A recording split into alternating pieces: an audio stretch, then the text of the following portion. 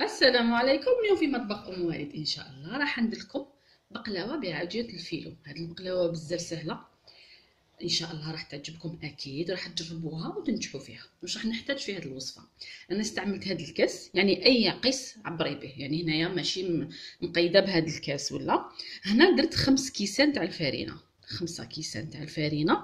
راح نعمل معها نص كاس تاع لا مارغرين ولا الزبده ولا السمن ولا كيما حبيتي، دايب وبارد. هنا عندي بيضه كامله، الماء باش نلمو العجينه، الماء فقط ما نشح، ندير الماء زهر ونديرو فيها الملح. اذا نبدا مباشره بطريقه التحضير. اذا ندير الملح في العجينه تاعنا باش ما تجيناش صامته، يعني حنجرب كيفاش نعملها لكم بالطريقه يعني تاع الشرق الاوسط اكثر. الا درنا فيها الماء زهر يعني حيتبدل الذوق تاعها. اذا ها هي ندير فيها هذيك لا مارغرين تاعنا دايبه، اللي هي نص كاس في 5 كيسان، يعني 5 كيلات تاع الفارينه في نص كيلة تاع ليدام. نبسس هذيك الزبده مليح. ومن بعد واش ندير هذيك البيضه، هذاك البيض ندير عليه شويه تاع الماء.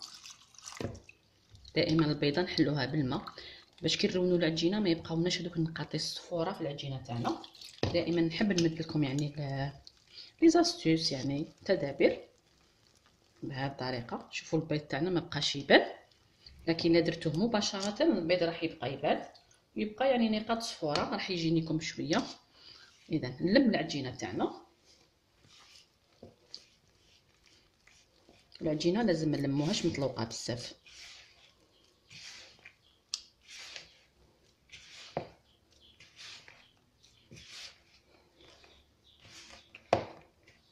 اذا هنا بعد لما لميت العجينه تاعي نحيتها من الغيسيبيون، يعني من الباسينه تاعنا، ونبدا ندلكها. عجينه الفيلو لازم تندلك، ماشي كيما تاع البقلاوه، ماشي كيف لازم ندلكوها حتى نحسوها ولات رطبه، يعني كيما تاع المسمن هكذا، باش تنجح لكم وتجيكم مرقه وتجي يعني مقرمشه، يعني هشيشه. تبعوا معايا مليح. اذا راح ندلكها انا حوالي 3 دقائق حتى ل5 دقائق، يعني على حساب العجينه تاعك واش تديلك وعلى حساب الطريقه تاعك تعدلي، كيما تقدري ديريها في البيتخا تدلكيها مليح. اذا هنا شوفوا العجينه تاعنا كيفاش ولات هي رطبه. دلكتها حوالي 5 دقائق. شوفوا كيفاش ولات لنا العجينه. واش نديرها في كيس بلاستيكي ونخليها ترتاح على الاقل نص ساعه، يعني على الاقل تخلوها نص ساعه ترتاح، نخليها ترتاح ونعاود نرجع لكم فيما بعد ان شاء الله. اذا هنايا العجينه تاعي بعد ما ارتاحت هيا امامنا، نحيها. كما قلت لكم عجينه الفيلو لازم ندلكوها باش تجينا رطبه وتنجح لكم.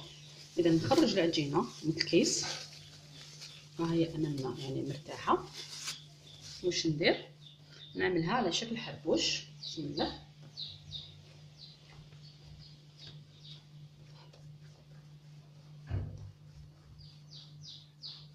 يعني نسيو كيفاش نديروها نفس السمك، ما تكونش جهه خشينه وجهه رقيقه، بهذه الطريقه كما رانا نشوفوا.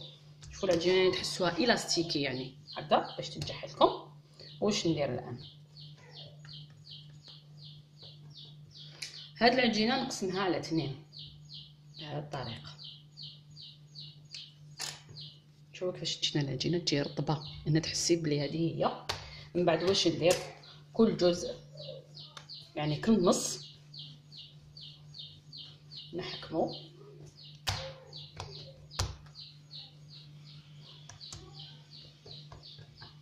ونقسمو على 6، يعني هذا على 2 ومن بعد كل جزء على 3. هنا يعني نحتاجو 12 كرة، هذه على 6 وهذه على 6. اذا نقسمها على 3 كما رانا نشوفوا. مثلا هذه كبيره شويه، نقسم منها ونديرها في هذه. المهم يكونوا كامل نفس الحجم. نزيد نقسم هذه. الفيديو تاع اليوم ان شاء الله راح نطول فيه شويه، فقط باش الاخوات يعني يفهموني مليح ويفهموا الطريقه، لانهم طلبوها بزاف مني بقلاوه بعجينه الفيلو، رغم انها يعني هي من اسهل البقلاوات. نقسمها على 2 على 3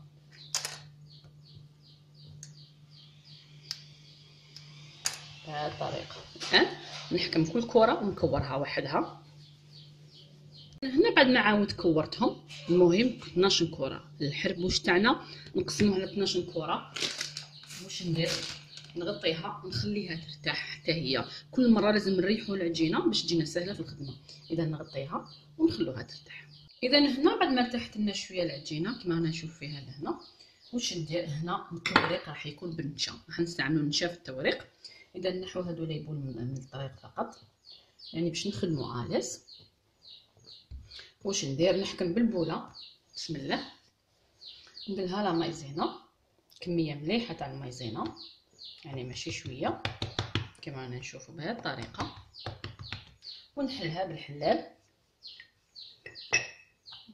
سيو كيفاش نحلوها رقيقه شويه، يعني دائره. نعتذر فقط لانه الحلال تاعي يدير شويه الحس. اذا نحلها دائره كما قلت لكم. قد ما تخلوا العجينه تاعكم تريح قد ما تجيكم الخدمه سهله. اذا نفتحها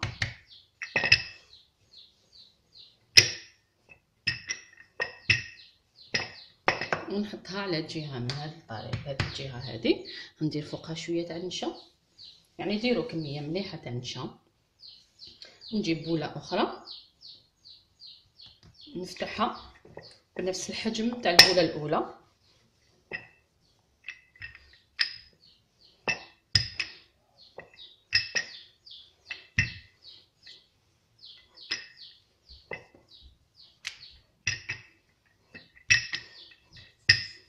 اذا نفتحها، المهم نفس الكبر تاع البوله الاولى. اذا نجيبها هنا قدامكم باش تشوفوها. ندير البوله الثانيه، من بعد واش ندير؟ نزيد النشا، نكمل نفس الطريقه مع 12 بوله كامله. نفتحها بنفس الطريقه ونحطهم كامل فوق بعضهم ونعاود نرجع لكم. اذا هنا بعد ما فتحت كامل 12 كره فوق اختها كما رانا نشوفوها هما 12 كره كامل. واش ندير الان؟ بنحلهم كامل مع بعض. المهم يعني الا جاتك شويه صعيبه خليها ترتاح فقط، خليها حوالي 10 دقائق فقط، تعاودي ترجعي ليها راح تجيكم العمليه ولا اسهل. شوفوا الطريقه. انا راح نجرب كيفاش نفتحها على شكل مستطيل يكون كبير، من بعد راح تفهموني وعلاش. اذا نفتح العجينه تاعي راح تجينا سهله. ماذا بكم يكون عندكم بوطاجي كبير ولا طابله كما حبيتوا. دائما نجبدوا شويه العجين تاعنا حتى باش يجينا كامل متساوي. اذا نفتحهم كامل مع بعض حتى نحصلوا على طبقه تكون رقيقه شويه.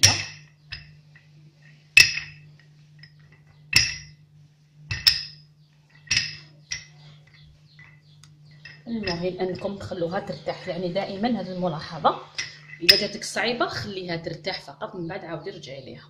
اذا راح نكمل انا نفتحها رقيقه ونعاود نرجع لكم باذن الله.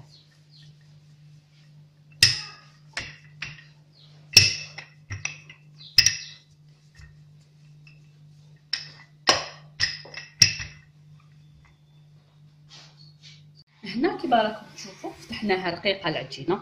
شوفوا شحال الخشن تاعها، يعني حوالي نصف سنتيمتر. شوفوا لي كوش تاع العجينه راح يبانوا لكم، ها هما امامنا يعني باينين لي كوش. هنا علاش فتحتها مستطيل؟ دوك نفهمكم علاش فتحتها مستطيل. هنا عندي السنيوه تاع 28 على 38 سنتيم، ها هي امامنا، يعني كي نعمل زوج يعني الطبقه التحتانيه الطبقه الفوقانيه راح يعني تجينا الطبقه من التحت وطبقه من الفوق، يعني ديروا حسابكم كي تفتحوا العجينه تاعكم لتحت والفوق. واش ندير الان؟ نقسم العجينه تاعي على 2 في النص، بسم الله. اذا نقسمها على 2 بهذه الطريقه. نرفد هذا النص هذا نحطه على جهه. نحكم السنيوه تاعي كما قلت لكم. هذه البقلاوه سهله بزاف، يعني والله غير تكمليها في ساعه تكمليها. واش ندير؟ نحكم شويه تاع الزبده ولا مارغرين ولا السمن ولا واش حبيتو. اذا ندير من التحت، ندير طبقه في السنيوه تاعي.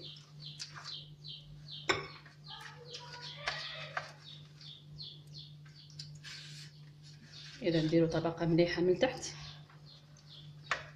من بعد واش ندير، نحكم هكا باش تشوفوها مليح.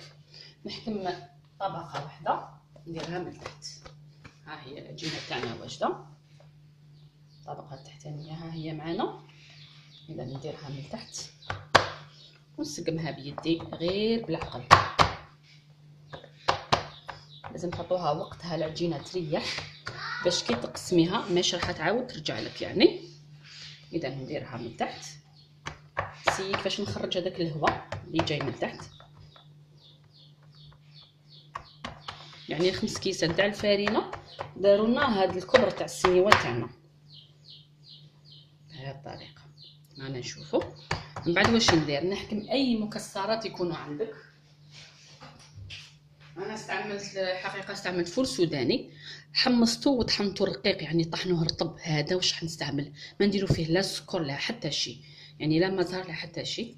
ونديرو طبقه حبيتيها رقيقه حبيتيها خشينه كيما حبيتي، لانه لا بات فيلو المكسرات ما يكثروش فيها بزاف. المهم ان عندنا هنايا العجينه كي تكون ناجحت لك فقط. اذا نديرو كوش تاع المكسرات انا نشوفوا بهذه الطريقه.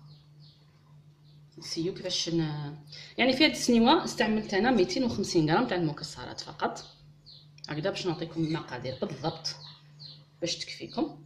المهم نديرو نفس السمك تاع المكسرات. اذا نبقى نزربح فيها. عذروني فقط على طولت لكم شويه الفيديو اليوم، هكذا باش المبتدئات يعني يتعلموا مليح. اذا نديرو المكسرات تاعنا بهذه الطريقه، كما قلت لكم 250 غرام فقط. وبعد واش ندير، نعمل لهم شويه تاع ليدام غير هكذا بالبانسو.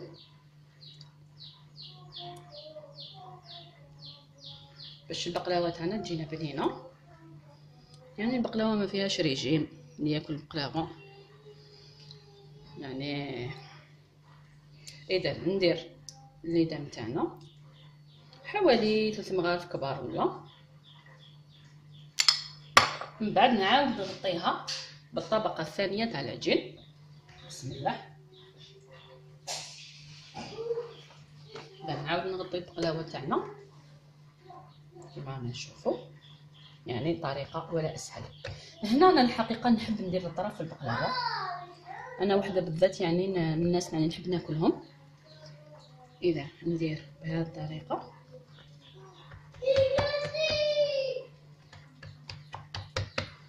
ندخلو مليح، نحو الهواء.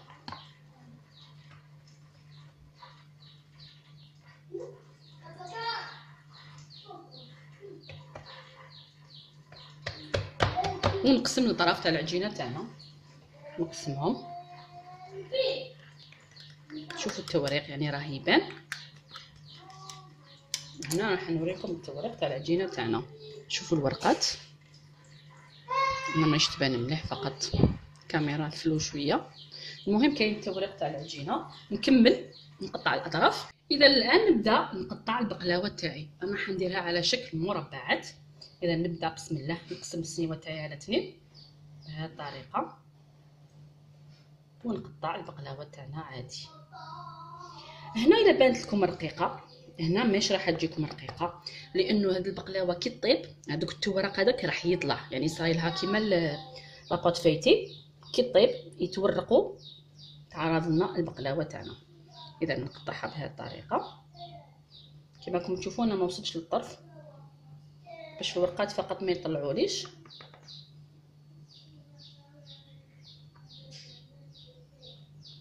نوريكم فقط النص، من بعد نكمل النص الاخر. اذا هذه الاربعه حاجه كبيره شويه. اذا ندير بهذه الطريقه بهذه الطريقه. اذا نقسم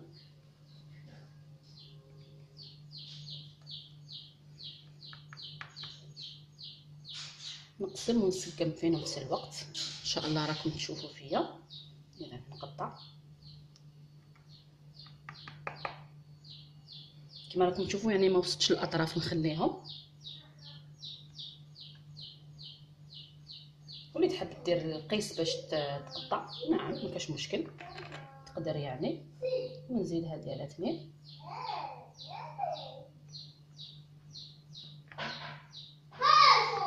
اذا راح نكمل نقطع البقلاوه تاعي. انا هنا بعد ما قطعت البقلاوه تاعي نحكم الليدام تاعنا غير بالملعقه ونفرغ من فوق كما نشوفوا. نشربوها بالليدام مليح وندخلها للفرن على 180 درجه. اذا ندير على الوجه تاعها ليدام، اذا ندخلها للفرن على 180 درجه حتى تاخذ لون ذهبي، يعني طيب من التحت. مش حتاخذ لنا الوقت بزاف، يعني حوالي 45 دقيقه، يعني حتى لساعه. غير تشوفيها حمارت لك من التحت شعلي لها من الفوق وخليها طيب، ونلتقي فيما بعد ان شاء الله. اذا هنايا البقلاوه تاعي راهي طابت، شوفوا كيفاش طلعت. يعني قلت لكم ميم تعملوها رقيقه رايحه تطلع وتتنفخ كيما لاباط فايتي سوا يعني. هنا واش عندي؟ هنا عندي حوالي كيلو تاع الحسل، زدت له شويه تاع المزهر ودفيته. هنا الحسل لازم نستعملوه دافي، والبقلاوه عندي يعني حوالي 5 دقائق مور اللي تخرجيها باش تعسليها. هنا نعطيكم لي زاستوس باش تنجحوا فيها فقط. البقلاوه تاعي اذا عندها 5 دقائق ملي خرجتها. الحسل تاعي دافي ما يكونش عاقد بزاف، نزيدو له شويه تاع المزهر ونبدا نعسل في البقلاوه تاعنا غير بشويه كما نشوفوا بهذه الطريقه. ودائما البقلاوه ما تتكلش تمتم وما تتقسمش تمتم، على الاقل على الاقل 4 سوايع باش نحوها من السنيوه تاعها. اذا نعسلها مليح، نخليها تشرب حوالي 4 سوايع ونعاود نرجع لكم فيما بعد ان شاء الله. اذا ها هي البقلاوه تاعي بعد ما خليتها باتت. لازم تخليها تبات ليله كامله، يعني الاقل شيء 4 سوايع، لكن كنصيحه لي شخصيا خليها ليله كامله. شوفوا كيفاش ولات هذه البقلاوه، حنوريها لكم عن قرب، جات روعه. يعني واش خسرت في هذه البقلاوه؟ خسرت فيها 5 كيسان تاع الفارينه، 250 غرام تاع لامارغارين، 250 غرام تاع المكسرات، انا استعملت الفول السوداني، وخسرت فيها كيلو تاع العسل. يعني مقادير ولا ابسط، وعملت لي يعني سنيوه ما شاء الله حوالي 40 حبه تاع بقلاوه. راح نقسم لكم حبيبه قدامكم باش تشوفوها كيفاش جاتنا هذه البقلاوه هذه. بسم الله، شوفوا كيفاش جاتنا والله غير كيما يعني كيما اللي نشروها. بسم الله، لاباط فيلو، شوفوا كيفاش جاتنا مقرمشه وفي نفس الوقت طريه، مقرمشه وفي نفس الوقت طريه، يعني ماشي يابسه حجره. نتمنى انكم تجربوا هذه البقلاوه، ولا عجبتكم الوصفه تاع اليوم ما عليكم غير ديروا جيم لا فيديو، تشاركوا في القناه حتى يصلكم الجديد، والى الملتقى ان شاء الله مع وصفه جديده، والى اللقاء.